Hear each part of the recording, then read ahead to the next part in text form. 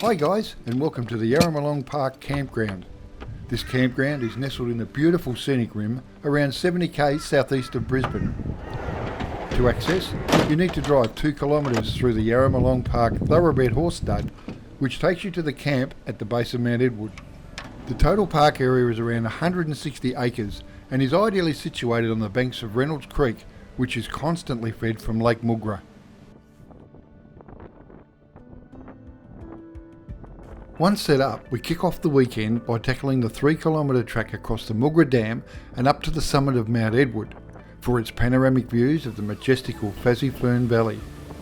Whilst there is quite a bit of smoke around from bushfires, we're hoping that this doesn't impede us too much. Construction on the Mugra Dam began in 1959 and was completed in 1961. The concrete arch dam wall is 219 metres long and 38 metres high. The lake is a popular destination for boating, fishing, water skiing and having a picnic on its grassy banks. At 632 metres, Mount Edwards is a conical shaped peak that rises beside the Cunningham Highway close to Arachula. The National Park was gazetted in 1966 and it encompasses Mount Edwards, Little Mount Edwards, part of the Reynolds Creek as well as a very nice gorge with pine trees on one side. After crossing the dam wall, the sign says 3 kilometres to the summit, but it is the elevation gain that gets the heart pumping. You start at around 150 metres and the summit is at 634, so almost 500 metre rise.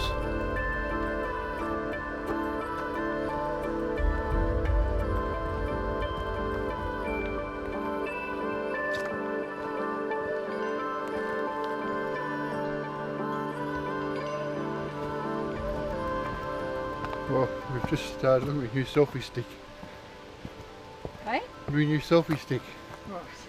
Well, we've just started the summit climb, the Mount Edward section of Lake Mugra.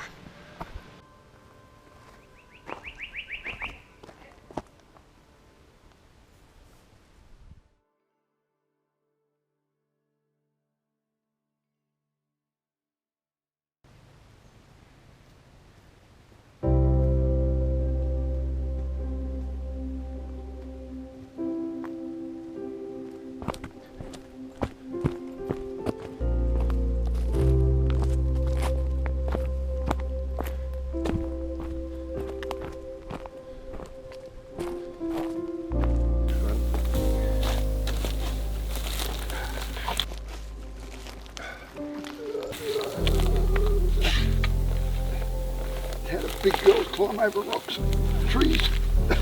Up. Made it.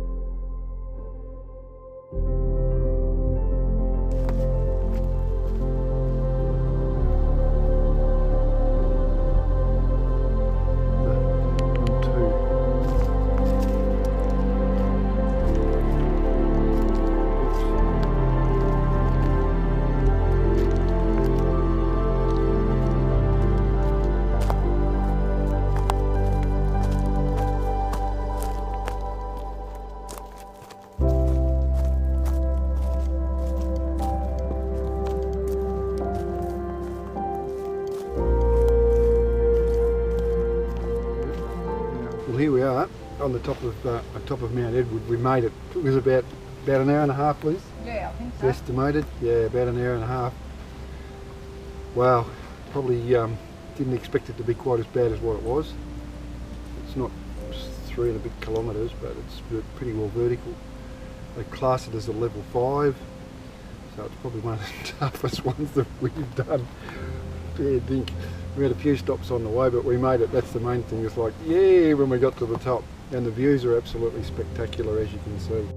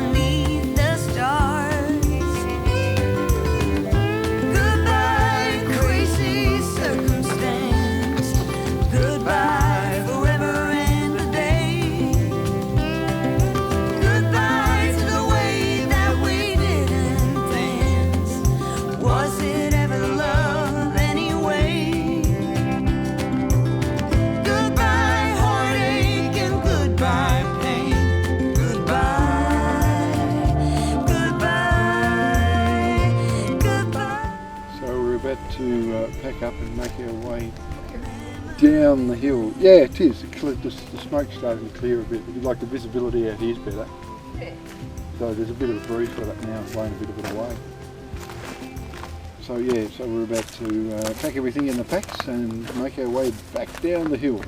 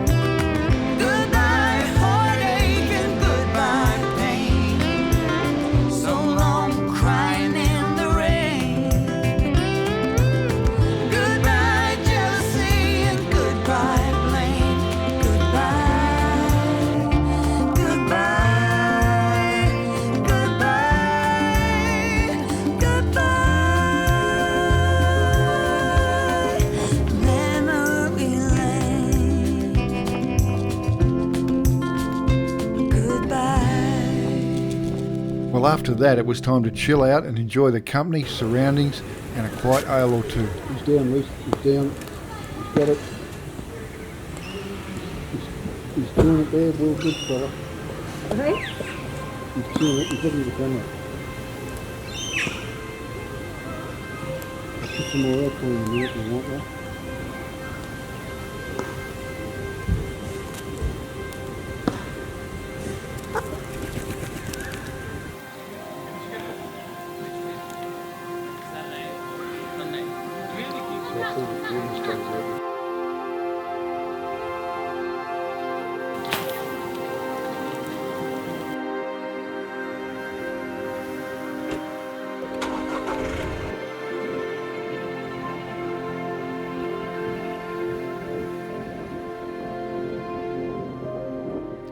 After a lazy start to the day, we decided that we would go for a drive, including a stop to check out Mount Alford. A little birdie told me that they have a local brewery. That's got to be worth a stop.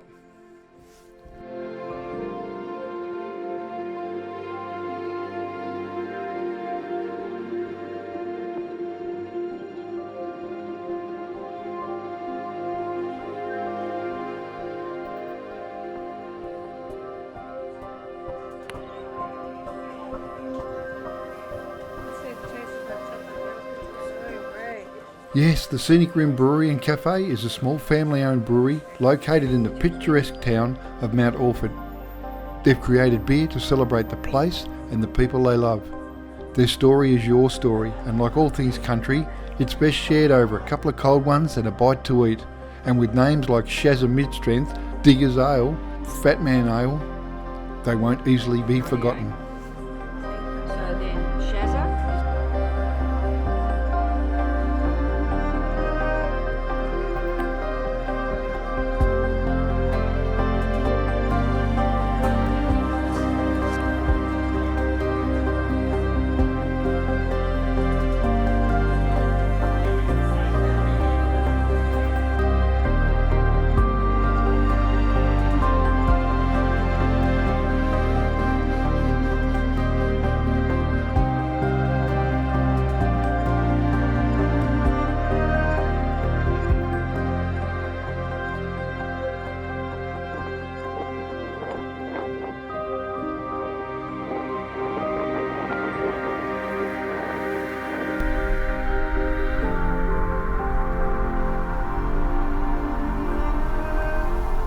After a great day out, it was time to head back, catch up with the others and organise some dinner.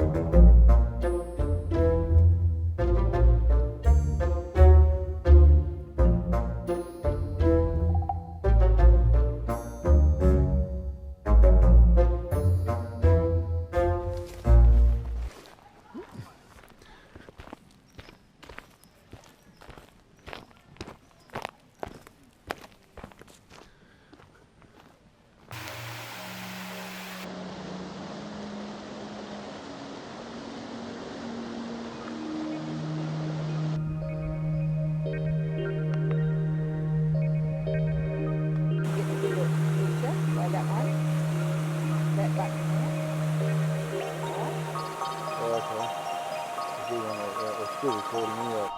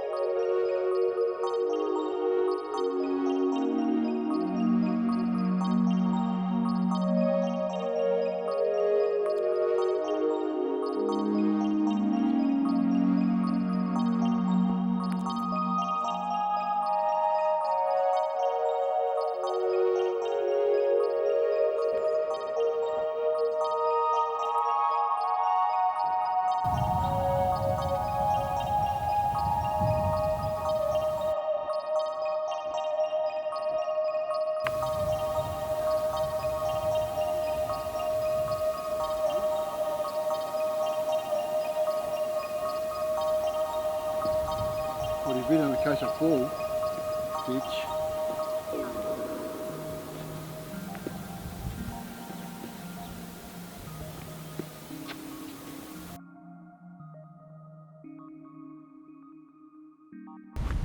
Oh, here we are at, oh, there goes the glasses, excuse me.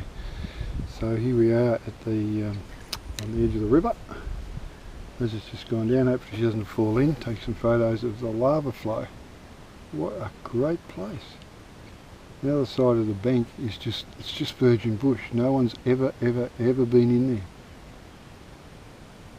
Only because they can't get access probably.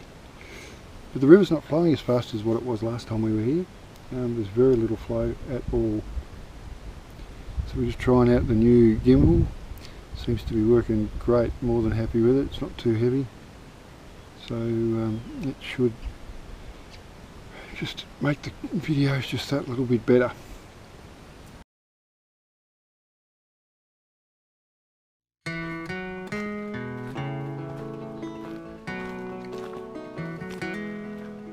Wow, look at this. It's just amazing, this place.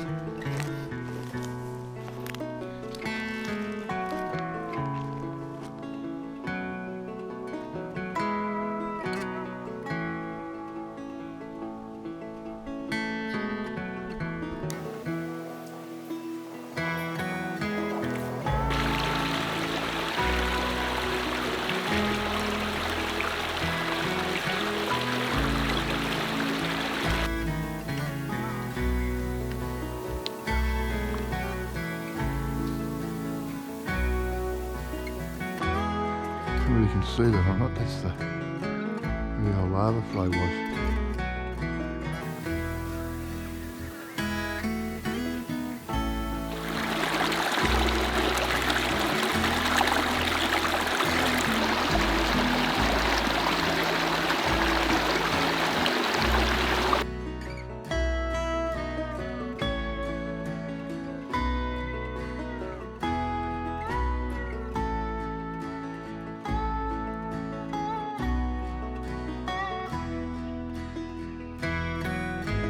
Oh, look at this strangle on the tree. Check it out. I think it's called lantana. Basically covers the outside of the tree and just destroys it. Another one down here. It's quite green, this one.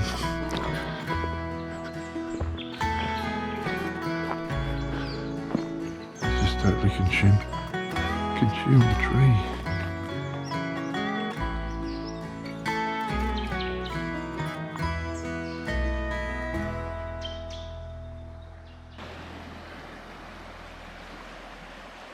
Well, we've been up nice and early and gone down and watched the sunrise down on the lava flow. I don't know whether the photos come out very well or not. What's that? Yeah, I'm watching myself. If I go down, I'll be on film. Got a bit of flu going on. So yeah, where was I? So we got up nice and early this morning and watched the lava flow. The ex-lava flow on the rocks. It doesn't come out really well because we're actually on the lava flow side. But it got us out of bed nice and early with the sunrise. We'll head back and have some brekkie.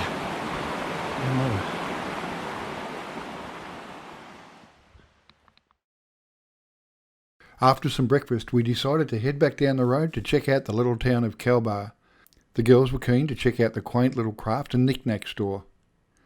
Then we would make our way back out to the highway and up to Spicer's Gap and the Governor's Chair.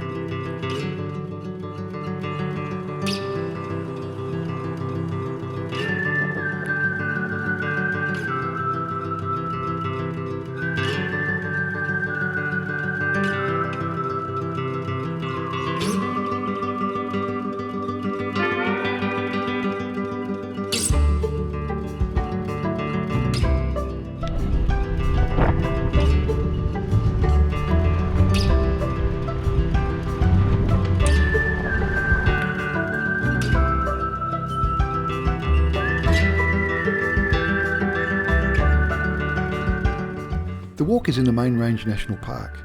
The 150 metre walking track links the Governor's Chair car park with a lookout allowing for spectacular views over the Fern Valley. That is when there's no smoke about.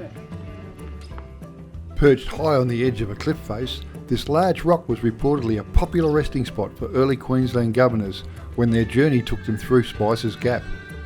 Originally known as Governor's Rock, the name changed to Governor's Chair in 1854 in honour of Sir Charles Fitzroy, the then Governor-General of the Australian colonies. The resting spot was also a favourite destination for Queensland's first Governor, Sir George Bowen, who would visit here from Brisbane town to feast his eyes upon the incomparable panorama.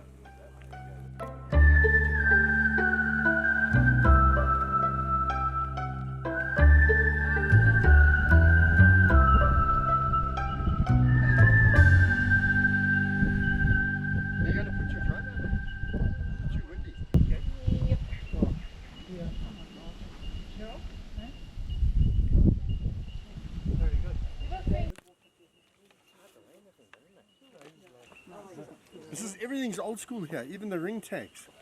Check. Hey? Check the old ring tags. Right. Old school.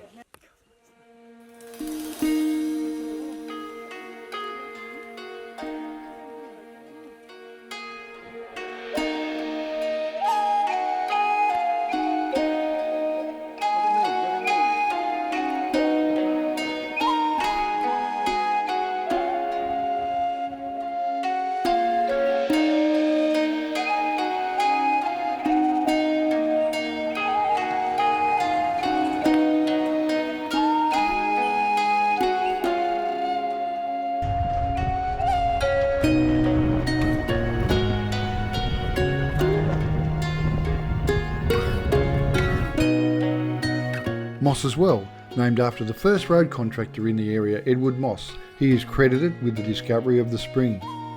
It went on to become an important watering point for travellers and their bullocks or horse teams making the arduous journey over the Great Dividing Range. Just as well we don't rely on it these days. Welcome to the Moss Well.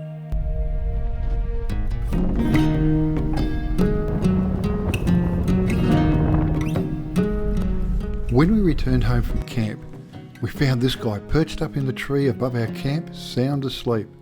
That was until he obviously got hungry and woke up for a feed. The koala, or koala bear, is native to Australia. The koala is found in coastal areas of mainland's eastern and southern regions. It is easily recognisable by its stout tailless body and large head with round fluffy ears and a large spoon-shaped nose. Its fur can range in colour from silver grey to chocolate brown. Koalas typically inhabit open eucalypt woodlands, and the leaves of these trees make up most of their diet. They can also sleep up to 20 hours a day.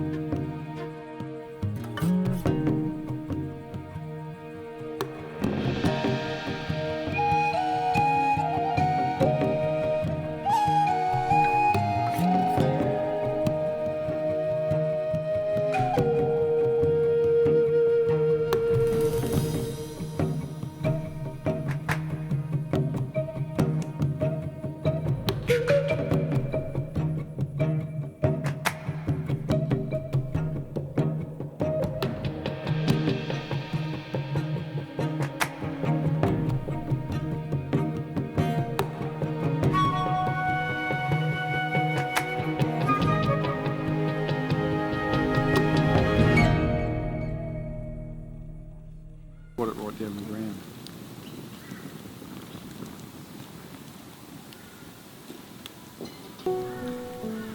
You're right, Mel. Not much for a koala bear.